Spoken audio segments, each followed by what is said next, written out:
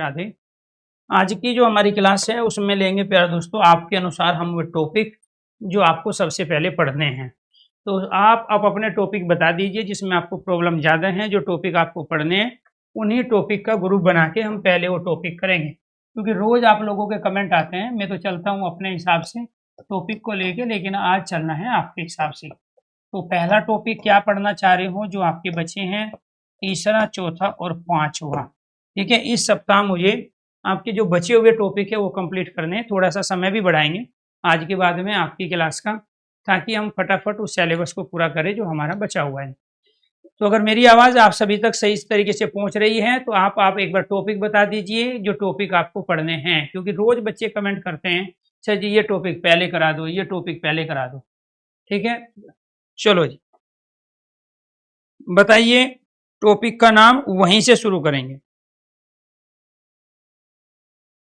ठीक है जी, एक टॉपिक आ गया है संधि टॉपिक। ठीक है, हाँ हिंदी की जो नई किताब है उसमें थोड़ा सा टाइम लगेगा अभी। एक टॉपिक तो आ गया है बच्चे का निकल के संधि। ठीक है, दूसरा और। ठीक है जी, संधि के अलावा जो भी टॉपिक आपको करने हैं प्लीज आज और कल मैं आपके अनुसार पढ़ाऊंगा, उसके बाद में फिर मैं टाइमिंग बढ़ा रहा हूँ इस क्लास का। जी सर, जो आपको सही लगे। फिर मैं तो पढ़ा ही रहा था, मैं अपने हिसाब से चल ही रहा था भाई, लेकिन आप लोगों के कमेंट थे फिर उस तरीके के। और ठीक है, इसके बाद आ गया साहित्य। सर जी साहित्य करा दो। ठीक है, और बताओ टॉपिक बताओ भाई।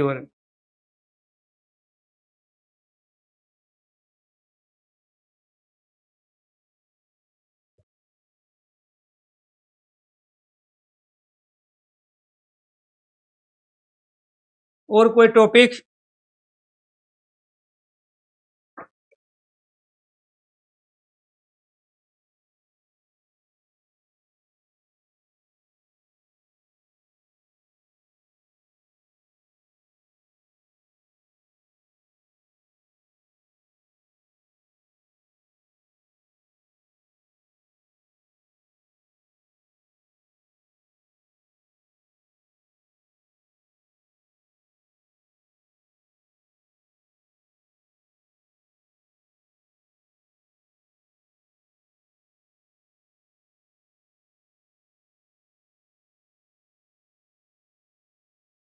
ठीक है, विशेषण में कंफ्यूजन है। ठीक, तो संधि वाला टॉपिक कराऊं तो आप लोग एग्री हो? ठीक है, हाँ क्योंकि लगभग इस सप्ताह में थोड़ा टाइम बढ़ा के मुझे मैक्सिमम टॉपिक आपके कंप्लीट करने हैं।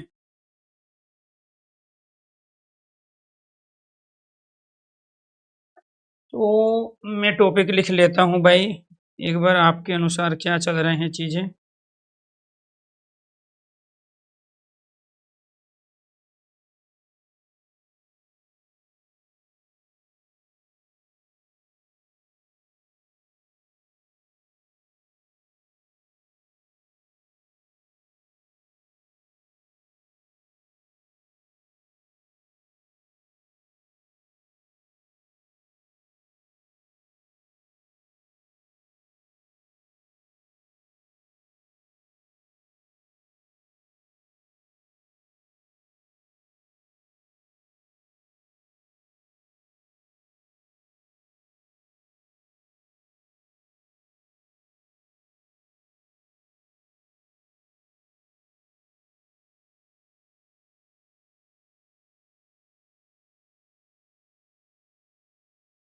चलो जी,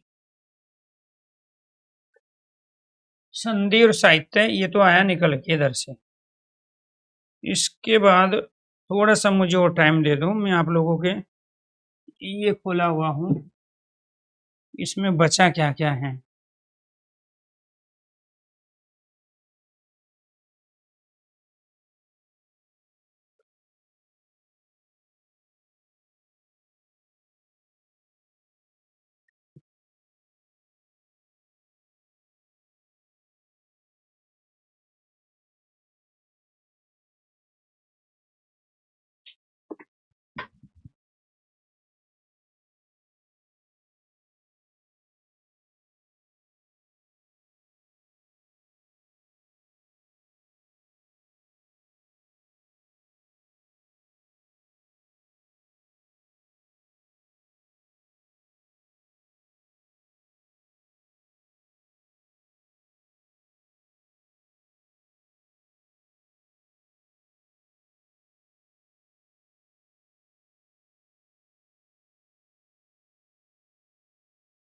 ठीक है, ओके ओके। हाँ, लेखक रचनाएं जरूर कराएंगे, ठीक है।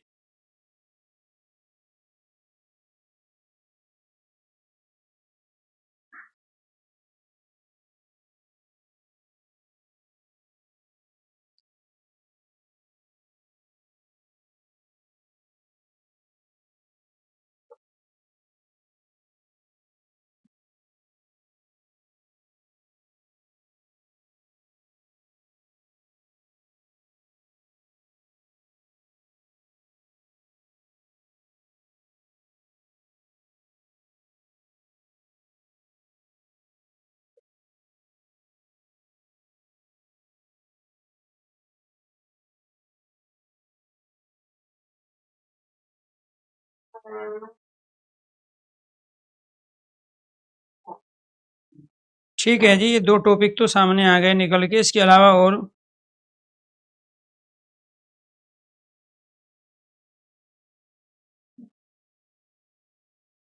जी जी। तत्सम तद्भव लिख देते हैं जी, तत्सम तद्भव भी।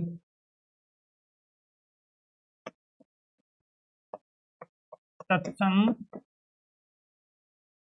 तद्भव। बस 1 मिनट और लूंगा मैं आपका, ताकि मैं बताऊं कि आखिरकार मैं पहले ये टॉपिक पढ़ाऊंगा, फिर उसके बाद के आगे के टॉपिक।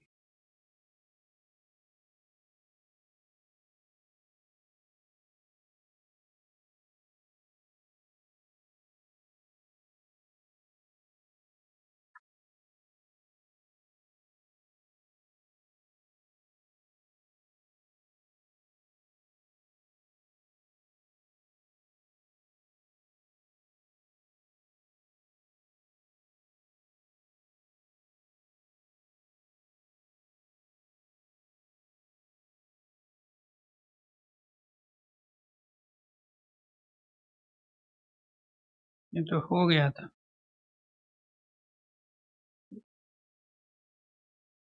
चलो जी, आज का टॉपिक है मेरा संधि, और इसके बाद में फिर मैं कराऊंगा साहित्य, ठीक है। उसके बाद में फिर बढ़ेंगे बाकी चीजों की ओर। तो आज जो संधि वाला टॉपिक है इसको कंप्लीट करते हैं, बाकी चीजें और बाद में देखेंगे, ठीक है। तत्सम तद्भव ऑलरेडी, ठीक है, कुछ बच्चों का हो चुका है, जिनको दोबारा करना है उनको करवा दें। तो संधि वाला जो टॉपिक है, इसमें पहला क्वेश्चन बनेगा आपका शुद्ध वर्तनी, जो संधि की शुद्ध वर्तनी है। आज ये कंप्लीट करके कल फिर साहित्य वाला इसके अंतर्गत करा लेंगे। तो इसका थोड़ा टाइमिंग भी बढ़ाएंगे, मैं मैसेज आपको डलवा दूंगा। शुद्ध वर्तनी क्या है जी, इसमें एक तो दे दिया हमें शब्द इस रूप में, और एक दे दिया हमें शब्द इस रूप में, और तीसरा शब्द दे दिया हमें यहाँ पे इस रूप में, ठीक है जी। तीसरा शब्द दे दिया हमें यहाँ इस रूप में, ठीक है जी, ये आपको ध्यान रखना है।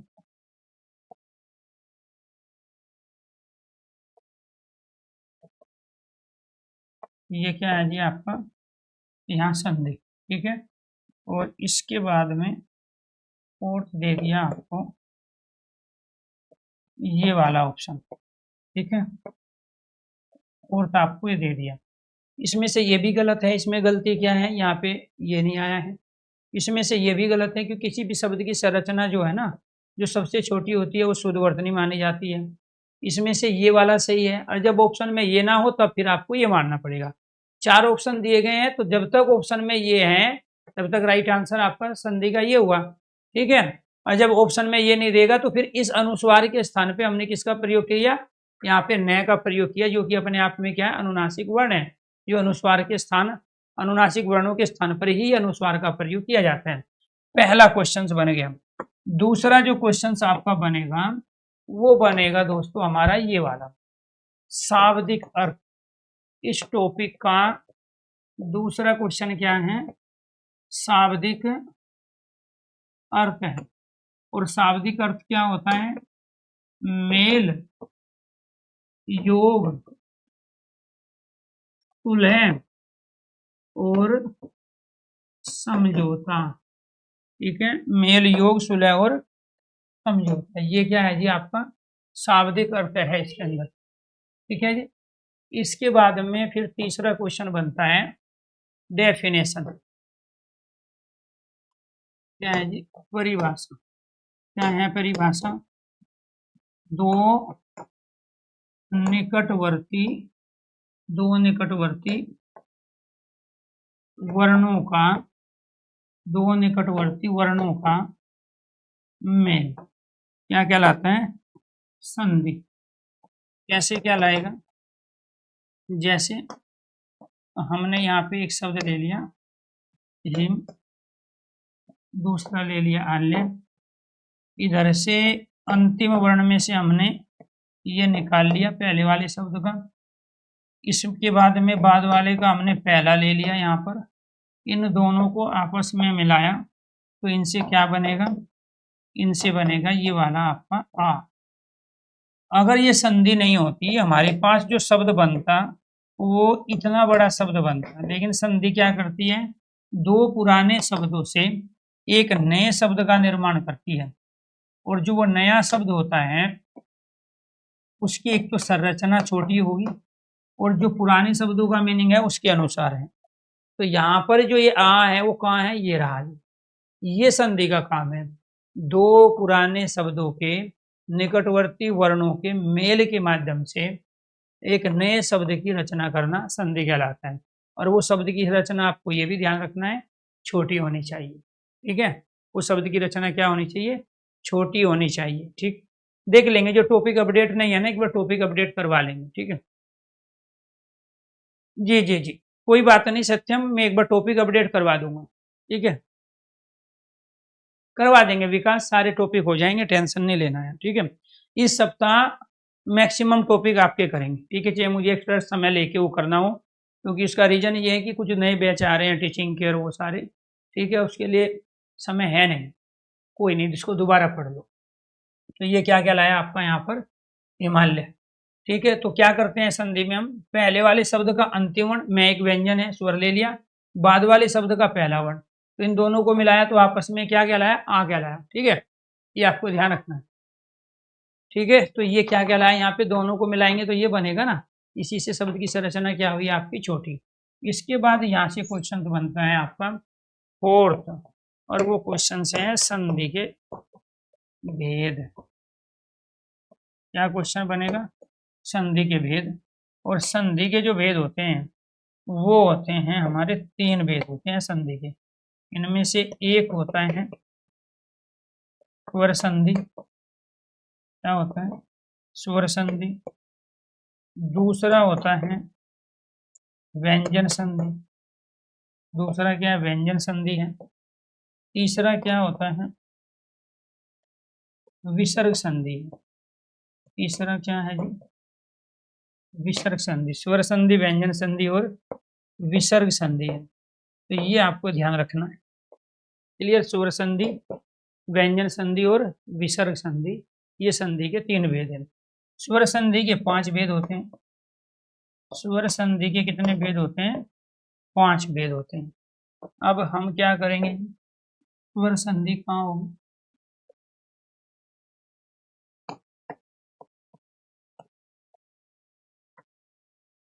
स्वर संधि जहां, स्वर संधि कहाँ होगी? जहां ए, आ, ई, ओ, ओ, री, ए, ऐ, औ और औ। इन 11 स्वर वर्णों में से, इन 11 स्वर वर्णों में से किन्हीं दो स्वर वर्णों का मेल हो तो क्या क्या लगते हैं? स्वर संधि। दूसरा स्वर संधि, स्वर संधि के 5 भेद, स्वर संधि के 5 भेद होते हैं। स्वर संधि के कितने भेद होते हैं? स्वर संधि के 5 भेद होते हैं। तीसरा, स्वर संधि के 5 भेद होते हैं। तो 5 भेद कौन से होंगे जी? दूसरा, अयादि संधि को छोड़कर, अयादि संधि को छोड़कर, अयादि स्वर संधि को छोड़कर, अयादि स्वर संधि को छोड़कर बाकी भेदों में, बाकी सभी भेदों में संधि विच्छेद करने पर, संधि विच्छेद, संधि विच्छेद करने पर, संधि विच्छेद करने पर, संधि विच्छेद करने पर शब्दों के अर्थ अवश्य होने चाहिए, शब्दों के अर्थ अवश्य होने चाहिए। तो ये है जी आपके स्वर संधि से संबंधित कंडीशन। अब इसमें जो स्वर संधि के भेद हैं, स्वर संधि के भेद है 5 और इनमें से पहला भेद है हमारा दीर्घ स्वर संधि, दूसरा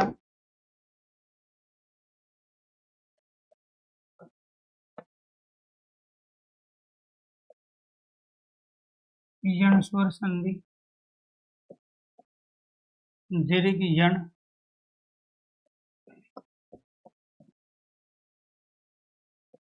गुण स्वर संधि,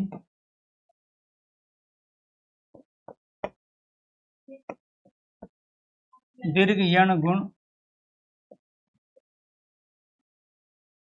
वृद्धि, वृद्धि स्वर संधि,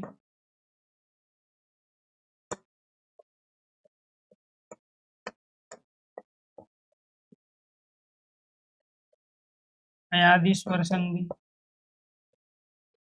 अयादि स्वर संधि। तो ये आपको ध्यान रखना है कि स्वर संधि के 5 भेदों में निम्नलिखित में से कौन सा स्वर संधि का भेद नहीं है। इन 5 को छोड़ के जो भी आ जाए वो स्वर संधि का भेद नहीं है। ठीक है, लॉजिकली पढ़ना है। ऐसा टॉपिक है जिस पर 7-8 टॉपिक डिपेंड भी है, ये आपको ध्यान रखना है। अगर आपको किसी शब्द का मीनिंग नहीं पता तो संधि से पता चलता है, किसी का विलोम शब्द पर्यायवाची का पता संधि से चलता है, ये आपको ध्यान रखना है। तो इसीलिए शुद्ध और अशुद्ध वर्तनी का पता संधि से चलता है। तो हम केवल संधि वाला टॉपिक नहीं पढ़ रहे हैं, संधि के साथ हम 7 टॉपिक का रिवीजन भी कर रहे हैं। एक और शुद्ध अशुद्ध वर्तनी बहुत महत्वपूर्ण टॉपिक है, उस चीज को समझने की कोशिश करो। एक तो शुद्ध और अशुद्ध वर्तनी संधि से पता चलेगी, ठीक है। तो इनके साथ साथ आप कौन से टॉपिक, वर्तनी, इसके साथ पर्यायवाची, ठीक है, इसके साथ शब्दार्थ, शब्दार्थ मतलब शब्दों का मीनिंग, ये पूछे जाते हैं। उपसर्ग की पहचान, प्रत्यय की पहचान, अनेकार्थी शब्द, ये टॉपिक आप संधि के साथ साथ पढ़ रहे हो। मैं केवल संधि नहीं पढ़ा रहा हूँ, मैं आपको वर्तनी, पर्यायवाची, शब्दार्थ, उपसर्ग, प्रत्यय, अनेकार्थी। अब आएंगे एग्जाम्पल तब पूछूंगा मैं आपसे, बताइए कौन सी वर्तनी सही है, इसका पर्यायवाची कैसे बनाइए, ठीक है। तो ये 6 टॉपिक और 7वां क्या है, खुद संधि है। तो ये सारे के सारे आपको करने हैं इसी के साथ में, ठीक है, इसी पे डिपेंड है वो 6 टॉपिक। तो पहला क्या है आपका,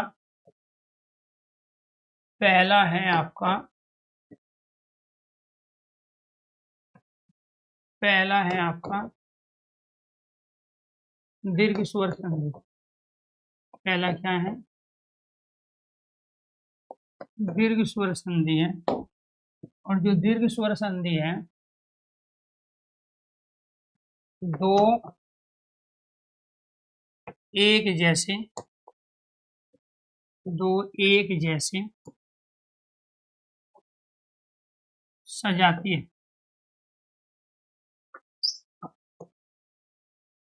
दो एक जैसे सजाती है,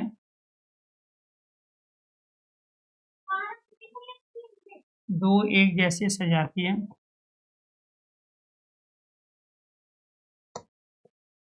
सजाती है वर्ण का मेल हो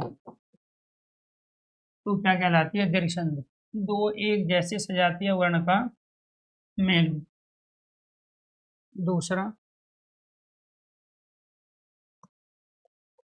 किन्हीं दो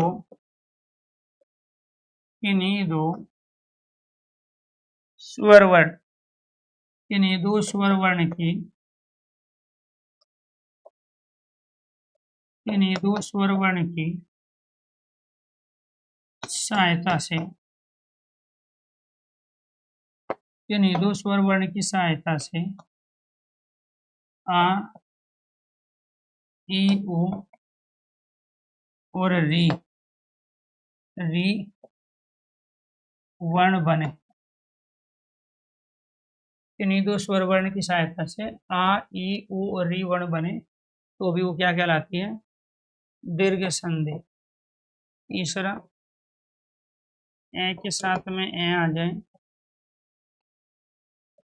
आ के साथ में आ जाए,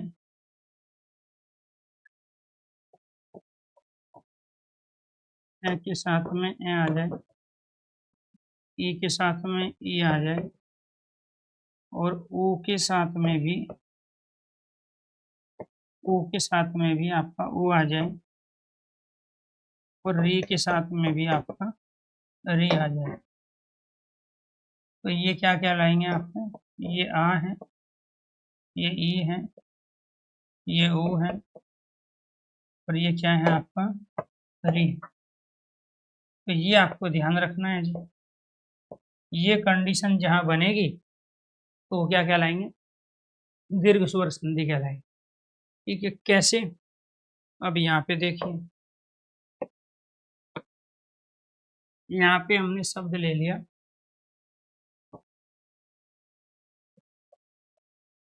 पूरा अवशेष दीपावली,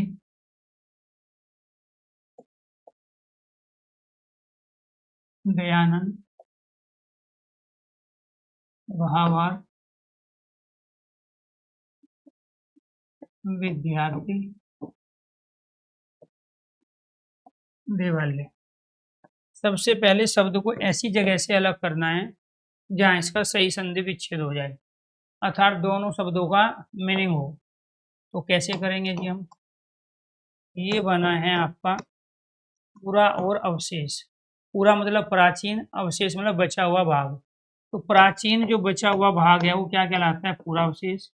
इसके बाद में ये क्या है, दीप और अवली, अवली कहते हैं पंक्ति को, दिए की पंक्ति, ठीक है जी। इसके बाद क्या है जी, यहाँ दया और आनंद, और यहाँ ये क्या है, भाव और अर्थ, और यहाँ पर ये क्या है जी आपका, विद्या और अर्थी विद्यार्थी, और ये क्या है, देव और आल्य देवालय। तो आपने क्या किया कि शब्द को उन पुराने दो रूप में ले आए आप इनको, ये जरूरी है, आपको ध्यान रखना, ये बहुत महत्वपूर्ण टॉपिक है। मैंने कहा आप सबके सिलेबस में ये टॉपिक हैं, ठीक है। आप सबके सिलेबस में वर्तनी भी है, पर्यायवाची भी है, शब्दार्थ भी है, उपसर्ग भी है, प्रत्यय भी है, अनेक अर्थ। इन 6 टॉपिक को करने के लिए हमें इस टॉपिक के कॉन्सेप्ट को बहुत ही लॉजिकली एक नहीं बल्कि 2 से 3 बार समझना पड़ेगा। अगर 2 से 3 बार आपने समझा है तो फिर आप उन क्वेश्चनों के आंसर दोगे, अदरवाइज फिर रट्टा मारोगे। ठीक है।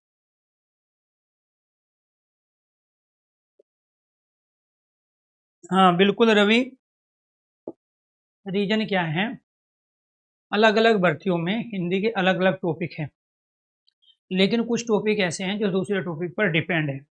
जब तक हम उन टॉपिक को नहीं पढ़ेंगे तब तक वो समझ में नहीं आएंगे। मान के चलो हमें 6 टॉपिक पढ़ने हैं, इससे हमारे प्रीवियस जो पेपर हुए उसमें क्वेश्चंस आए, ठीक है, ये हमारे सिलेबस का हिस्सा है। लेकिन क्या हम बिना संधि को कंप्लीट किए इनके कॉन्सेप्ट को समझ सकते हैं?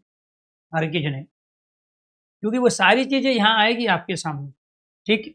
क्योंकि जो शब्दों का मीनिंग है, उपसर्ग है, प्रत्यय हैं, पर्यायवाची है, ठीक है, शुद्ध है, शुद्ध वर्तनी है, वो सब मात्राओं का ज्ञान वर्णों के आधार पर, ठीक है, इन सब में आएंगे। अभी मैं क्वेश्चन पूछूंगा आपसे, ठीक है, उसी के आधार पे, क्योंकि एक पंथ 3 कार्य एक साथ करेंगे हम। यहाँ पे 2 एक जैसे सजातीय वर्णों का मेल हो, किन्हीं 2 स्वर वर्णों की सहायता से आ ई उ री वर्ण बने, ठीक है, या फिर ये कंडीशन, ये तीनों बात एक ही है।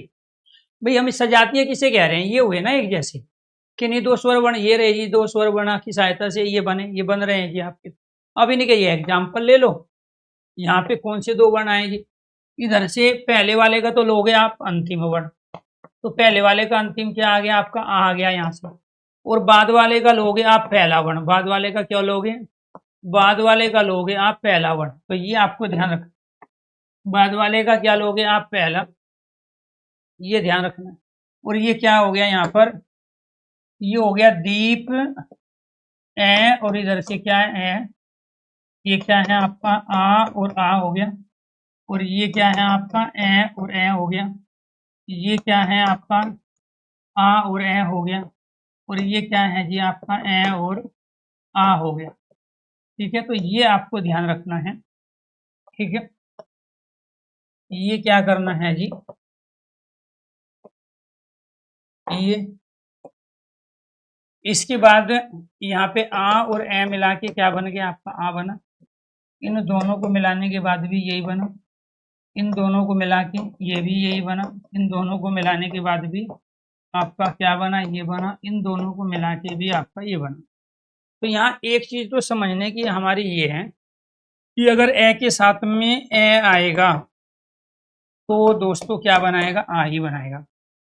ई के साथ में अगर ई आएगा तो वो भी बड़े वाला ई बनाएगा, और ओ के साथ में ये वाला ऊ आएगा तो वो भी क्या बनाएगा, ये बड़े वाला ऊ, और री के साथ में अगर री आएगा तो वो क्या बनेगा, यहाँ पर ये बड़े वाला री। लेकिन ये केवल इसी से नहीं बनते हैं, ये वाला जो आ है ना, ये दोस्तों अगर ए के साथ में यहाँ ये 2 बड़े आ अगर आ गए, ये 2 बड़े आ गए तब भी तो वो आ ही बनेगा, या एक छोटा आ जाए एक बड़ा आ जाए तब भी आप उसको आ ही बनाओगे, या इधर से एक बड़ा आ जाए एक छोटा आ जाए तब भी आ ही बनाओगे। क्यों, क्योंकि ये सब सजाती है। भाई 2 बड़े आ एक साथ आए तो क्या आप इससे ये वर्ण बना सकते हो, ठीक है, आपने इससे ये बना सकते हो आप, नहीं बनेगा। तो ये आपको ध्यान रखना है भाई, बुक की आवश्यकता नहीं, अगर आपने ये सारी क्लासें अटेंड की है ना तो बिना बुक के भी आप हिंदी के सारे क्वेश्चन सही कर सकते हो, ठीक है। तो यहाँ पर क्या है जी, ये जो है जो 2 छोटे आ जाए 2 बड़े आ जाए, एक छोटा एक बड़ा आ जाए, एक बड़ा एक छोटा आ जाए तो बनेगा क्या, आ ही बनेगा। ऐसे इसमें बनेगा 2 छोटा ही आए 2 बड़े ही आए, एक छोटा एक बड़ा आए, 2 छोटे हुआ है 2 बड़े हुआ है, एक छोटा एक बड़ा है, 2 छोटे री आए 2 बड़े री आए, और छोटे री बड़े री का मतलब क्या होता है, बड़ा री ये होता है, इस री के साथ में ये री आ जाए। अब ये दोनों री क्या हो गए, यहाँ से लेके यहाँ तक एक री हो गया, और इससे ये बड़ा हो गया, यहाँ से लेके यहाँ तक ये आपका एक री हो गया, और इसमें क्या लगा हुआ है, ये आपका बड़ा री लगा हुआ है, समझ रहे हो। तो ये सब सजातीय है, ये क्या है, सब सजातीय है। तो यहाँ पर ये तो कंडीशन अप्लाई हो गई कि पहली 2 एक जैसे सजातीय वर्णों का मेल होगा, तो 2 एक जैसे सजातीय वर्ण कहाँ है जी, ये देखो ये रे 2 एक जैसे सजातीय वर्ण, 2 एक जैसे सजातीय वर्ण। फिर वो क्या कह रहा है, फिर कह रहा है कि किन्हीं 2 स्वर वर्णों के मेल से आ बने। अब ये जी आ देखो बना है क्या आपका, ये रहा आ बन गया, ये आ बन गया, ये आ बन गया, ये आ बन गया, ये वाला आ बन गया। फिर वो क्या कह रहा है, फिर ये कंडीशन कह रहा है ए और ए मिलके ये बनेगा, अब ये कंडीशन आपकी अप्लाई हो गई जी, ये वाली ए और ए मिलके आ बनेगा।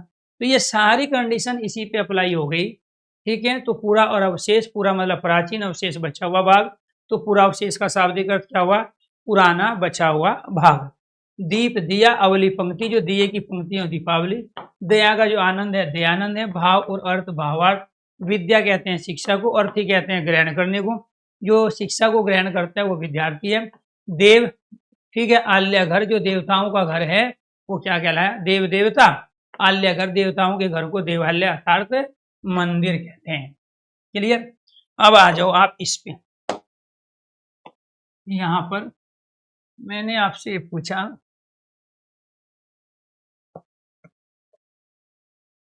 रविंदर, कविंदर, रवीश, रजनीश, नदीश, कपीश और सतीश, इनमें से अशुद्ध वर्तनी कौन कौन सी है, गलत वर्तनी बतानी है।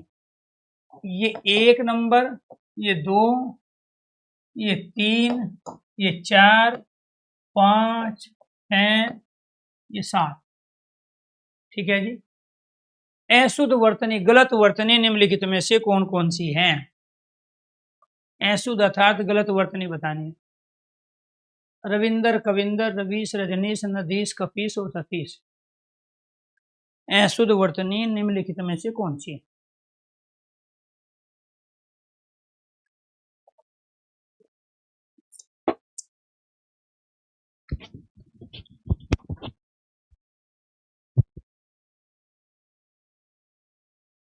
जी, एक तो वर्तनी वाला क्वेश्चन है,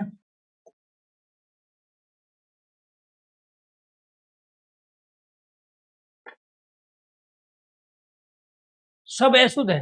वेरी गुड, क्या बात, इसलिए तो संधि पढ़ा रहे हैं। हाँ, इसके बाद साहित्य का नंबर है, संधि वाले टॉपिक के बाद में। तो यहाँ पे देखो जी, कैसे इन शब्दों को करेंगे हम। ये रवि और इंद्र, यहाँ पे कवि और इंद्र, ये रवि और ईश, ये रजनी और ईश, ये नदी और ईश, ये कपि और ईश, और ये सती और ईश। यहाँ पर छोटा ई, इसमें भी छोटे ई, एक छोटा एक बड़ा, दोनों बड़े, इसमें भी दोनों बड़े ई, एक छोटा एक बड़ा ई, और इसमें भी दोनों बड़े ई का प्रयोग हो गया। अब यहाँ आपको ध्यान रखना, 2 छोटे ई मिलके बड़ा बन गया, 2 छोटे ई मिलके बड़ा बना, इसमें भी ये बड़ा बन गया, इसमें भी ये बड़ा बन गया, और ये इसमें भी ये बड़ा बन गया, इसमें भी ये बड़ा बन गया, और इसमें भी ये बड़ा बन गया। क्लियर। अब जब दो छोटे ई को मिला के ये बड़ा ई बन रहा हो, यहाँ पे भी आपको ध्यान रखना है, 2 छोटे ई को बड़ा, एक छोटा एक बड़ा, दोनों बड़े, तो इन सब पे जो मात्रा आएगी वो बड़े ई की ही मात्रा आएगी जो कि इसमें है, ठीक है। इनमें भी क्या आएगी, बड़े ई की ही मात्रा आएगी, इसलिए इसमें से कोई भी वर्तनी गलत नहीं है, सारी की सारी सही वर्तनी, ठीक है। कोई भी वर्तनी क्या है, जी जी, गौरव कुमार, ऑफलाइन टेस्ट में हिंदी अच्छी थी। हाँ देखो, बाकी तो क्वेश्चंस आपने देख ही लिए होंगे, ठीक है, और उसी तरह का पेपर आना है, ध्यान रखना है जी। गौरव कुमार जी, जो आपने पेपर दिया अभी यूपीएसआई वाला जो कल हुआ था, हम मुरादाबाद गए थे, ठीक है, मैं मुरादाबाद वाले सेंटर पे था कल, फिर बच्चों से मिलने लाइब्रेरी भी गया था। ठीक है, तो काफ़ी अच्छी तैयारी बच्चों की है, बस मैथ वाले क्वेश्चंस हैं तो थोड़ा कैलकुलेटिव थे, उसमें समय लग रहा था। और टाइमिंग मैनेजमेंट एक बड़ी चीज़ होती है, वो आपको करनी है। ठीक है, ऑफलाइन पेपर देने के अपने फ़ायदे होते हैं। जब पेपर ऑफलाइन हो तो आपको प्रैक्टिस भी ऑफलाइन तरीके से ही करनी है OMR शीट पर। तो ये सारी वर्तनी सही है। आप इसमें गलती क्या करोगे? हालांकि अगर मैं लिखता ना तो आप उस समय उनको शुद्ध बताते। अगर मैं रविंदर को ऐसे लिखता तो आप इसको भी कहते कि ये बिल्कुल सही है। कविंदर को ऐसे लिखता तो ये भी आप सही मानते। रवीश को ऐसे लिखता तो भी आप ये सही मानते। कपीस को ऐसे लिखता, इसको भी आप सही वर्तनी बताते। ठीक है, तो ये चीज, ये चारों की चारों वर्तनियां क्या है? गलत है। और गलती क्या है? छोटी ई की मात्रा, जबकि आएगी क्या? बड़ी ई की मात्रा। तो वर्तनी की पहचान कहाँ से होती है? संधि के माध्यम से। ये सारे गलत है, चारों के चारों शब्द गलत है। क्योंकि भाई जब इधर से आपने ई ले लिया, ये देखो यहाँ पर आपने ई ले लिया तो इन दोनों को मिला के बड़ा ई बना ना। इधर से ई, ये वाला ई, ये वाला ई आपने ले लिया तो बड़ा ई बन रहा है। इनको लेके तो यहाँ तो बड़ा ई आएगा ना, इसलिए इनमें जो छोटी मात्रा आई है वो गलत है। तो फिर एक तो वर्तनी वाला क्वेश्चन हो गया। दूसरा आपसे ये पूछेगा कि यहाँ पर ये बताइए जो सती ईस है वो किसका पर्यायवाची है? अब यहाँ सती किसकी पत्नी का नाम है? ईस मतलब राजा। ठीक है, तो ईस जो शब्द होता है ना, उसका अर्थ पति भी होता है, ईस का अर्थ पति भी होता है, ईस का अर्थ स्वामी भी होता है। ठीक है, ईस का अर्थ राजा भी होता है। तो सती का जो पति है वो सतीश कहलाया। अब सती किसकी पत्नी का नाम है वो देखो, ये उसका पर्यायवाची हो गया। कपि बंदर, ई स्वामी, बंदरों का स्वामी हनुमान, ऐसे नदियों का स्वामी समुद्र सागर, तो ये हनुमान जी का पर्यायवाची है, तो ये समुद्र का पर्यायवाची है। रजनी रात, ई स्वामी, तो रात का स्वामी कौन है? चंद्रमा, तो ये क्या है? चंद्रमा का स्वामी। तो ये किसी न किसी के पर्यायवाची है। अब ये किससे पता चलेगा? ये संधि के माध्यम से। ठीक है, तो ये संधि के माध्यम से इस सप्ताह अगले सप्ताह आपका कोर्स कंप्लीट कर देंगे। ठीक है, टेंशन मत लो। ठीक, तो यहाँ पे आपको ध्यान, अगले सप्ताह तक आपको हिंदी से फ्री कर देंगे। ठीक है आयुष, तो यहाँ आपको ध्यान रखना है कि ये सारे के सारे किसी न किसी के पर्यायवाची हैं। ये सारी की सारी शुद्ध वर्तनी है, जबकि ये वर्तनी क्या थी? ये सारी वर्तनियां अशुद्ध थी। ये सारी वर्तनियां क्या थी? अशुद्ध वर्तनी थी। ये सारी वर्तनी अशुद्ध थी। ठीक है, अब आगे बढ़ते हैं जी। यहाँ पे देखो, फिर वो आपसे पूछेगा लघोर्मी।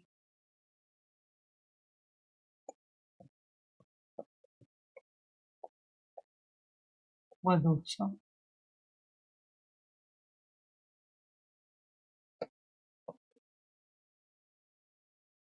भानुदे, मंजूस। बताओ जी, इसमें से शुद्ध शब्द बताओ कौन सा है? 1, 2, 3 और 4, आप इनको ABCD भी मान सकते हैं। इनमें से आपको क्या बताना है? शुद्ध शब्द बताना है। तो ये क्या हो जाएगा हमारा? लघु और उर्मी। ठीक है जी, और यहाँ वधु और उत्सव। यहाँ पर क्या है? भानु और उदय। और ये क्या हो जाएगा आपका? मंजू और उषा। यहाँ पर छोटा ऊ आ गया आपका, इसमें से बड़ा ऊ, इधर से बड़ा ऊ, इधर से आपका छोटा ऊ, इधर से छोटा ऊ है जी, आपके दो छोटे ऊ हो गए। इधर से आपका एक, ये दोनों के दोनों क्या हो गए? आपके बड़े ऊ। इधर से क्या है? आपके दोनों। ठीक है, ये आपको ध्यान रखना है। और ये दोनों मिलके क्या बने? बड़ा ऊ। ये दोनों मिलके बड़ा ऊ, ये भी दोनों मिलके बड़ा ऊ, ये भी दोनों मिलके बड़ा ऊ। इसी वजह से इसमें गलती क्या है? यहाँ पे बढ़ा हुआ आएगा, यहाँ पे बढ़ा हुआ आएगा, यहाँ पे बढ़ा हुआ आएगा, यहाँ पे बढ़ा हुआ आएगा। चारों गलत थे, बिल्कुल सारे शुद्ध है। अनामिका गलत है, सब गलत है, ये ठीक है। संध्या चौहान ने सारे सही। ठीक है जी, ये सारे के सारे क्या थे? गलत थे। क्यों गलत थे? क्योंकि एक छोटा एक बड़ा ऊ मिलके बड़ा बनेगा ना, तो इसीलिए यहाँ बड़े ऊ की मात्रा आएगी। फिर भी एक बड़ा ऊ एक छोटा ऊ मिलके बड़ा बना, तो बड़ा ऊ। वधु पे बड़े ऊ की मात्रा, उत्सव पे छोटे ऊ, दोनों मिलेंगे तो बड़ा बनेगा। यहाँ पे भानु पे छोटा, उदय का ऊ, ये हो गया ऐसे ही। तो अब ये सही हुए हैं, वो सारे गलत।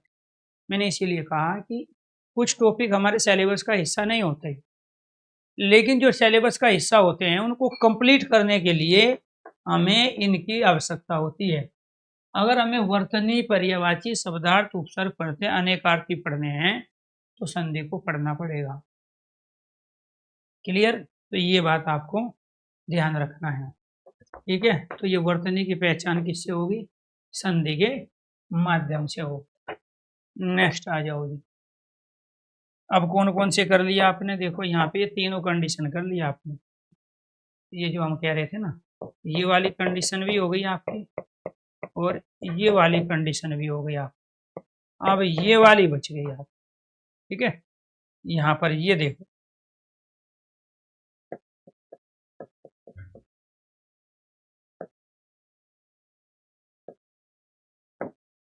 फिर आपसे वो पूछेगा ये इनमें से शुद्ध वर्तनी बतानी है कौन सी है।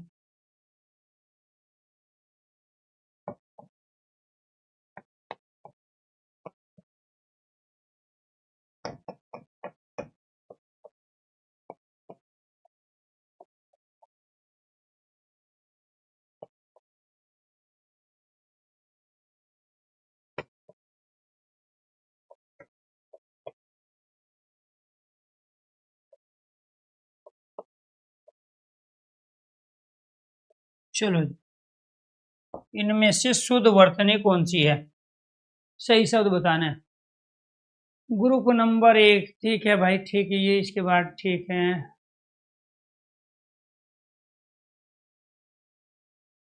ठीक है, ये दोबारा कमेंट करो किशन कुमार। हाँ, ये दोबारा आपका जो कमेंट है ना नीचे चला गया, एक बार करना मैं पढ़ नहीं पाया, दोबारा करो आप।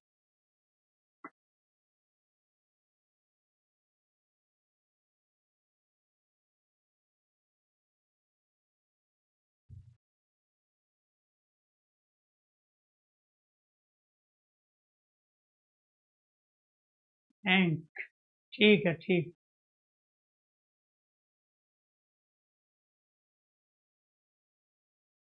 ठीक है, वेरी गुड।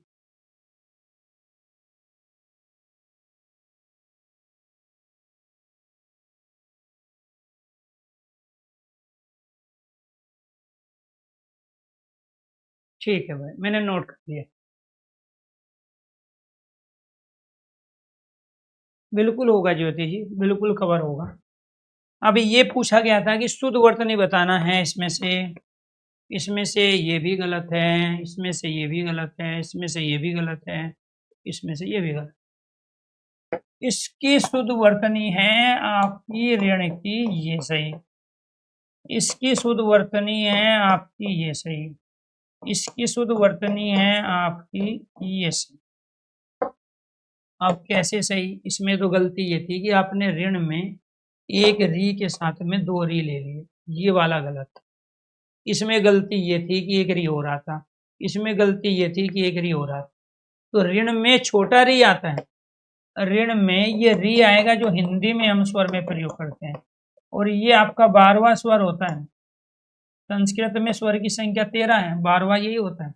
और इसमें एक री आपका ये आएगा और दूसरा री आपका ये।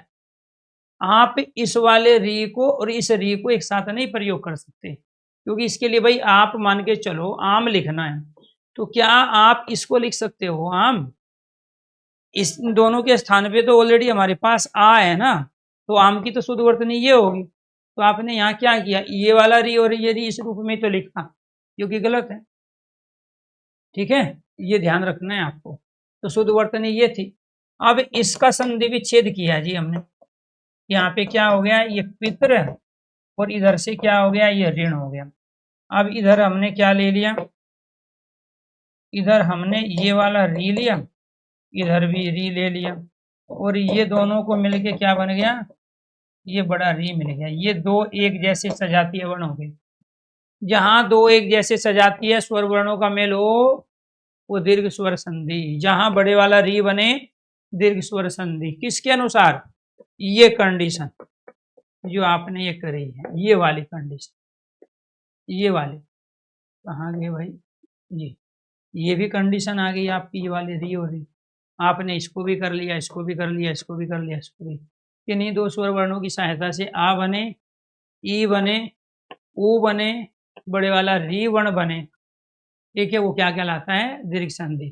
दो एक जैसे सजातीय वर्ण, दो एक जैसे सजातीय वर्णों का मेल हो तो वो भी क्या कहलाती है, दीर्घ स्वर संधि कहलाती है। क्लियर, तो ये आपको ध्यान रखना है। तो ये एक ही कंडीशन थी, लेकिन मैंने जानबूझ के तीनों कही, भाई बात एक ही करो।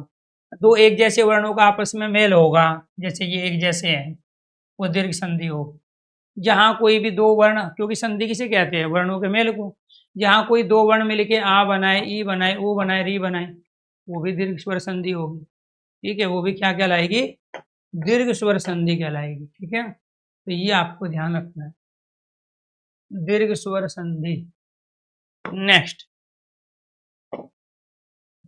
नेक्स्ट क्या है जी, नेक्स्ट है हमारा यण संधि। कहाँ होगी यण संधि, जहां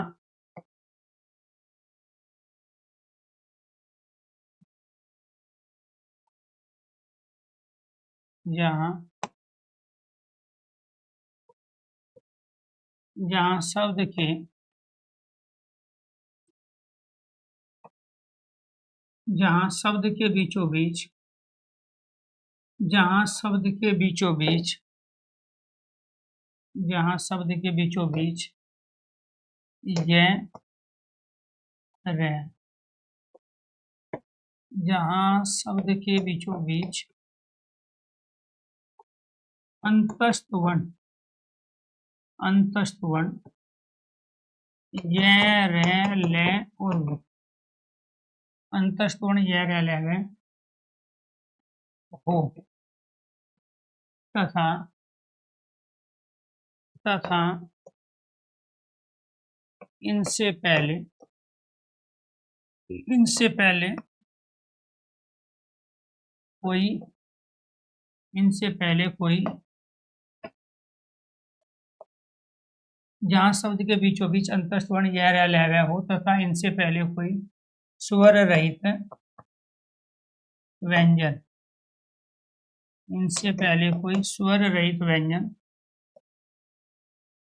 आधा व्यंजन, आधा व्यंजन हो, स्वर रहित व्यंजन आधा व्यंजन हो तो क्या कहलाता है, यण संधि कहलाता है। क्या कहलाएगा, यण संधि। दूसरा, जहां जहां किन्हीं जहां किन्हीं दो जहां किन्हीं दो स्वर वर्णों के योग से, जहां किन्हीं दो स्वर वर्णों के योग से ये रे वे, ये रे वे, ये रे वे वर्ण बने, वो क्या कहलाता है, यण संधि। तो यण क्या है, एक प्रत्याहार है। यण एक प्रत्याहार है जिसे अंतस्थ भी कहते हैं, जिसके अंतर्गत, जिसके अंतर्गत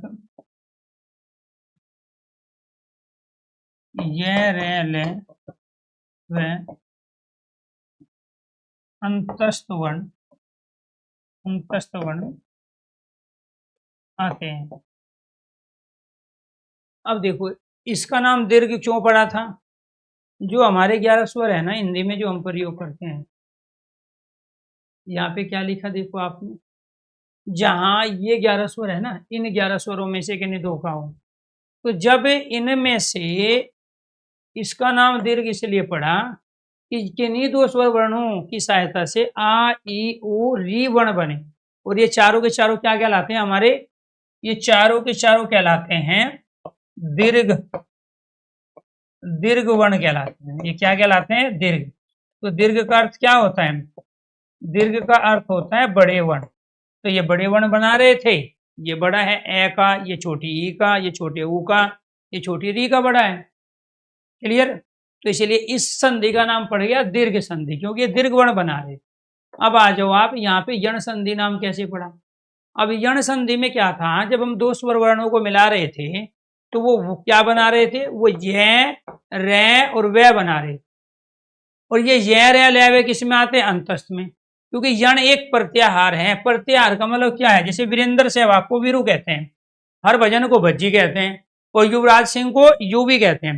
तो जो निकनेम होता है ना, शॉर्ट नेम, जैसे किसी का नाम कालू प्रसाद राम है, उसको कल्लू कह देना, कालू कह देना, तो शॉर्ट में जो नाम होते हैं ना, तो वो क्या लाते हैं? प्रत्याहार। क्या कहलाते हैं? प्रत्याहार। अब जो ये यण बना, इसमें से यह ले लिया हमने, ये वाला ये रे ले वे। तो जो अंतस्थ वर्ण के अंतर्गत चार वर्ण आते हैं ना हमारे ये रे ले वे, तो इस अंतस्थ वर्ण का ही दूसरा नाम यण है। क्योंकि दो स्वर वर्णों को मिलाने पर जब ये वर्ण बन रहे थे, तो इसका नाम रख दिया यण संधि। ठीक है? तो यण संधि में क्या होगा? शब्द के बीच में ये है वह रहेगा, उनसे पहले स्वर रहित व्यंजन यानी कि आधा व्यंजन होगा। जैसे मैं यहाँ पे लिख रहा हूं, यहाँ पे मैंने शब्द ले लिया अत्याचार, ऐसे मैंने शब्द ले लिया इत्यादि, दूसरा शब्द ले लिया मैंने अत्यधिक, ऐसे मैंने शब्द ले लिया यहाँ पे मात्राज्ञ, ऐसे ही पितरादेश, स्वागत और अनवेश। देखना ये सारी कंडीशन अप्लाई हो रही है कि नहीं। यहाँ पर क्या है? यह है, यह से पहले आधा व्यंजन, यहाँ पे यह से पहले आधा व्यंजन, यहाँ पे यह से पहले आधा व्यंजन, यहाँ पे क्या है? ये रे है, इससे पहले आधा व्यंजन, ये रे है, इससे पहले आधा व्यंजन, ये वह है, इससे पहले आधा व्यंजन, ये वह है, इससे पहले आधा व्यंजन। वही कह रहा है, जहाँ शब्द के बीचों बीच अंतस्थ वर्ण ये रे ले वे। अब इसका कोई एग्जाम्पल बनता ही नहीं, इसलिए मैंने यहाँ इसको निकाल दिया। भाई अंतस्थ में तो ये चारों आएंगे, ये रे ले वे, लेकिन जब हम संधि में शब्द बना रहे होते हैं ना, तो ये वाला वर्ण नहीं बन पाते। तो इसलिए हमने क्या ले लिया, यहाँ के निदो स्वर वर्णों के योग से ये रे और वे वर्ण बने, वो क्या कहलाते हैं? यण संधि कहलाते हैं। तो ये कंडीशन अप्लाई हुई इस पे। बाकी इसी को डिटेल से बताएंगे कल वाली क्लास में, क्योंकि आज समय हो गया है दूसरी क्लास का, तो मैं दूसरी क्लास में जा रहा हूँ। बाकी इसका कुछ डाउट्स होगा तो कल ले लेंगे और इसी को करेंगे कंप्लीट। और किसी को कोई डाउट्स या किसी भी तरह की दिक्कत है तो बताइए। सर यूपीएसआई में जो सब्जेक्ट में 35% लाना अनिवार्य है, इसका मतलब है कि सब्जेक्ट में 35 बिल्कुल है। तो ये आपको ध्यान है, 100 नंबर है, 400 नंबर का आपका पेपर है। तो उसके बारे में अगर सोच रहे हैं तो फिर सिलेक्शन कब लोगे? आपको बड़ा सोचना है, आपको ये देखना ही नहीं है कि आपको 35 लाना है, उस पर तो मेरिट बनेगी नहीं है। आप 60 भी ले आओगे तो भी मेरिट नहीं बनेगी, उससे ऊपर का सोचना है। तो जहां आप सोचोगे फिर वहीं पे ही काम होने लगता है। तो ये आप जो भी विचार आपके दिमाग में आ रहे हैं, तो फिर उसी तरह की चीज़ों को ब्रेन आपको निकाल के देगा। अब मान के चलो आपने कोई बाहर की वस्तु देखी और उसके बारे में आप सोच रहे हो कि वस्तु मेरी होनी चाहिए थी या उसमें कुछ कमी ढूंढ ली, तो फिर ब्रेन हमें कमियां ही दिखाएगा। उसमें कुछ अच्छाई ढूंढ लोगे तो उसमें अच्छी चीज़ें दिखाई देगी। जैसे भी कूड़े का ढेर जो आप डाल देते हो, उस कूड़े के ढेर में बहुत सारे अनाज जो है आपका खाना जो बचा हुआ था अवशेष, वो चला जाता है। लेकिन उस कूड़े के ढेर में जो हमारे पक्षी होते हैं, चिड़िया वगैरह बाकी, वो ढूंढ लेते हैं उस अनाज को और वो उसमें से खा लेते हैं। ये हमारे ऊपर डिपेंड करता है कि उस कूड़े के ढेर में हम ढूंढ क्या रहे हैं। अगर आप गंदी चीज ढूंढ रहे हैं तो आपको गंदी मिलेगी, वो दिखाई देगी। अच्छी चीज ढूंढ रहे हैं तो आप अच्छी ले लोगे। जैसे पॉलीथीन इकट्ठे करने वाले लोग क्या करते हैं, कूड़े के ढेर में पॉलीथीन है, अब वो सोने चांदी तो लेते नहीं, वहां से पॉलीथीन दिखाई देती है उसी को लेते हैं। तो कहने का मतलब ये हुआ कि हम जिस चीज के बारे में बार बार सोचने लगते हैं, ब्रेन उस पर काम करना स्टार्ट कर देता है, और ब्रेन चूंकि मैसेज देगा आपकी कर्मेंद्री ज्ञानेंद्री को, तो आप उसमें इन्वॉल्व हो जाओगे। मोबाइल पे जब आप खोल के कुछ बैठ जाते हो, कोई शॉर्ट्स वीडियो आ जाती है, फिर एक शॉर्ट्स, फिर दूसरी शॉर्ट्स, फिर तीसरी, और फिर आपके थॉट विचार उस तरह के बन जाते हैं, आप आउट ऑफ सिलेबस हो जाते हो। और इसका पता चलता है आपको अगले दिन कि कल मेरा पूरा दिन खराब हो गया, कल मैं आउट ऑफ सिलेबस था। तो इसीलिए ऐसी चीज सोचनी ही नहीं कि 35% है कि नेगेटिव मार्किंग है। सिलेक्शन लेने के लिए आपको सिलेबस कवर करना है, उसकी हर तरह के क्वेश्चन की वैरायटी कवर करनी है, पहले टॉपिक वाइज पढ़ना है, हर तरह के टॉपिक के क्वेश्चन की वैरायटी को करके आगे बढ़ना है। क्लियर? मेरिट कितने पे जाएगी, 35% लाना कंपलसरी है कि नहीं, नेगेटिव मार्किंग है कि नहीं है, मत सोचना, सिलेबस को कवर करना, वहां से सिलेक्शन होना है। क्लियर?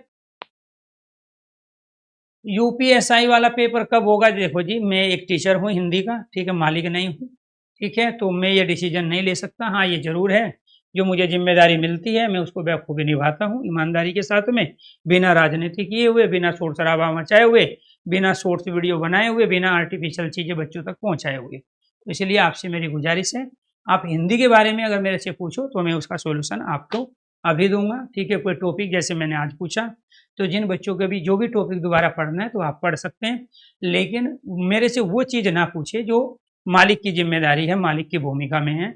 वो आपको टेक्निकल टीम ही बता पाएगी कब आपका पेपर होगा, होगा कि नहीं होगा, एक ही पेपर कराना, ठीक है, या और भी पेपर होंगे। तो वो आप जो टेक्निकल टीम है उसका नंबर है कैरेविल पे, आप वहाँ से वो ले लो। किशन जी, मैंने आपका एक कमेंट देख लिया है, ठीक है, उसी के हिसाब से हम चीज़ों को लेके आगे बढ़ेंगे और आपके ये बचे हुए टॉपिक भी कंप्लीट हो जाएंगे। सभी दोस्तों को नमस्कार, धन्यवाद। तो दोबारा से फिर मिलता हूँ दोस्तों, ठीक है, संधि वाले टॉपिक के साथ।